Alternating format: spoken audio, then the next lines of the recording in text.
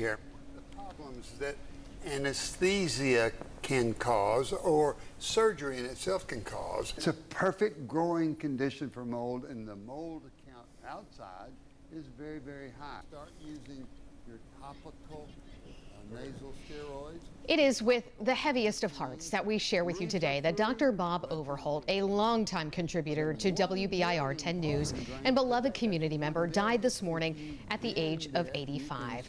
For more than 30 years, Dr. Bob would sit right here beside us, with us on this very set, to discuss everything from his specialty in allergies to other health topics. And Todd joining me now, Dr. Bob's list of accomplishments is staggering. He was an athlete at the University of Tennessee as both a defensive end for the football team and a star on the swim team.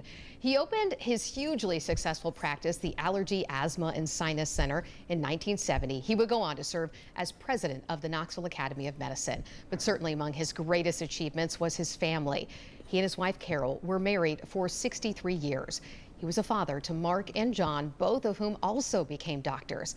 And he had beloved daughters-in-law and cherished grandchildren. For more than 3 decades, Dr. Bob's weekly visits helped East Tennesseans make their own health choices or learn about news that affected them and their families. And I know Todd and I are looking forward to this quick look back at some of our memories of him here on the WBIR airwaves. Dr. Bob, good to see you. It's nice to be here. Welcome to the Dr. Bob Show. Leaves of 3, let them be. Are you having cough or wheeze? Dr. Bob, one of the finest human beings I know. Today is his birthday, so check out this birthday cake we got for you.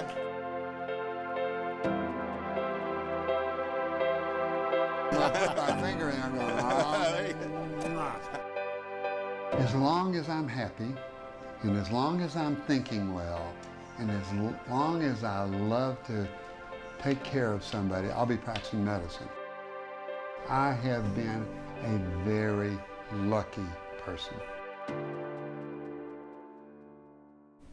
And a memorial service for Dr. Bob will be Sunday at 12:30 at West Hills Baptist Church, where he was a faithful member. A receiving of friends will follow. And Todd, we saw a little bit of you in that as well. Of course, you knew Dr. Bob so many years. Yeah, so many years. Dr. Bob, a couple of things when I think of Dr. Bob. He made us all smile. His heart was so big. And his smile, those are 2 things I remember. He had an incredible way of taking something medically that was super complex and complicated and making it so easy for us all to understand. And but Dr. Bob, his heart, he was such a caring person.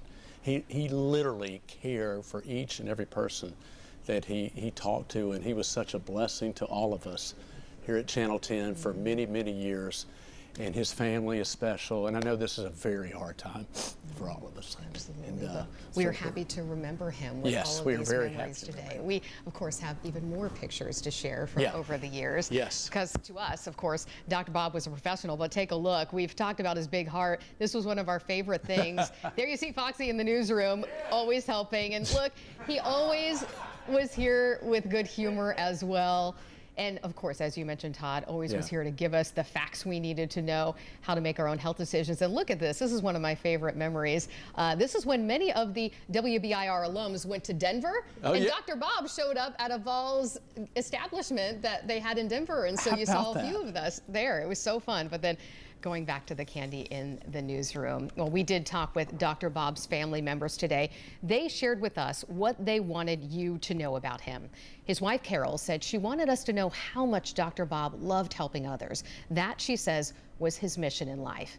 His son, Mark, said his father was both a competitor and a servant. He was the first to sign up for a competition and was driven to serve others, much of it anonymously.